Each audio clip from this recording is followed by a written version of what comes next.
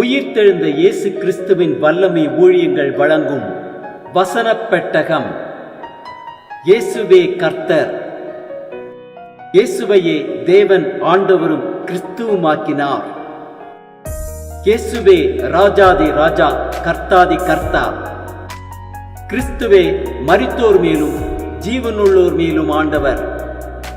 கிறிஸ்துவே போதகரும் ஆண்டவருமாயிருக்கிறார். வசனப் பெட்டகத்தின் இந்திய தின கருப்பொருள் தேவன் தரும் பலன். பாகம் 1.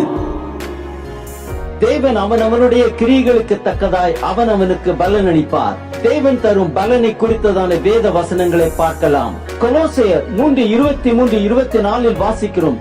நீங்கள் கர்த்தராகிய இயேசு கிறிஸ்துவை சேவிக்கிறதுனாலே சுதந்திரமாகிய பலனை கர்த்தரால் பெறுவீர்கள் என்று அறிந்து எதை செய்தாலும் அதை மனுஷர்களுக்கென்று செய்யாமல் கர்த்தருக்கென்றே மனப்பூர்வமாய் செய்யுங்கள்.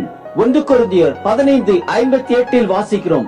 ஆகையால் எனக்கு பிரியமான சகோதரரே, கர்த்தருக்குள் நீங்கள் படுகிற பிரயாசம் விருதாவாயிராது என்று அறிந்து நீங்கள் உறுதிப்பட்டவர்களாயும் அசையாதவர்களாயும் கர்த்தருடைய கிரியையிலே எப்பொழுதும் பெருகுகிறவர்களுமாய் இருப்பீர்களாக.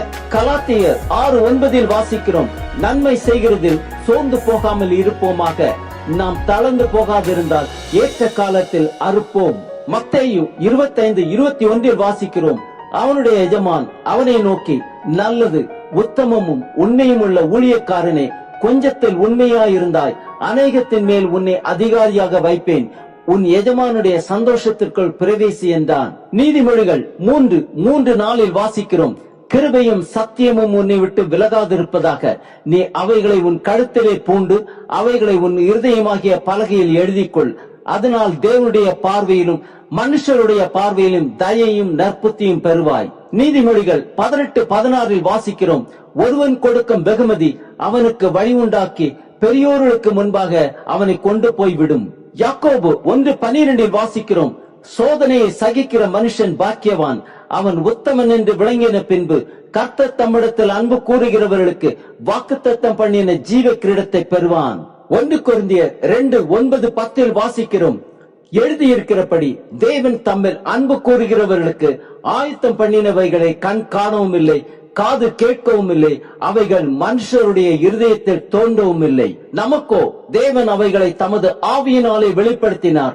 அந்த ஆவியானவர் எல்லாவற்றையும் தேவனுடைய ஆழங்களையும் ஆராய்ந்திருக்கிறார். மத்தேயு 6:2 வாசிக்கிறோம்.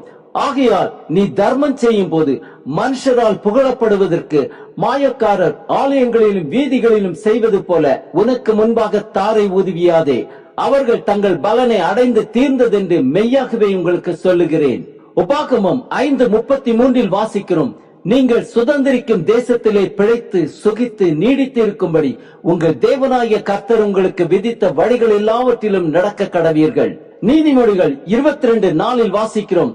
தாழ்மைக்கும் கர்த்தருக்கு பயப்படுதலுக்கும் வரும் பலன் ஐஸ்வர்யமும் மகிமையும் ஜீவனுமாம். லூக்கா 6:38 வாசிக்கிறோம். கொடுங்கள், அப்பொழுது உங்களுக்கு கொடுக்கப்படும், அமுக்கி குலுக்கி சரிந்து விழும்படி நன்றாய் அளந்து உங்கள் மடியிலே போடுவார்கள். நீங்கள் எந்த அளவினால் அளக்கிறீர்களோ அந்த அளவினால் உங்களுக்கு அளக்கப்படும் என்றார். பிலிப்பியர் 3:14 வாசிக்கிறோம். கிறிஸ்து இயேசுக்குள் தேவன் அழைத்த பரம அழைப்பின் பந்தய பொருளுக்காக இலக்கை நோக்கி தொடர்கிறேன். ஆம், தேவன் அவனவனுடைய கிரியைகளுக்கு தக்கதாய் அவனவனுக்கு பலன் அளிக்கிறார்.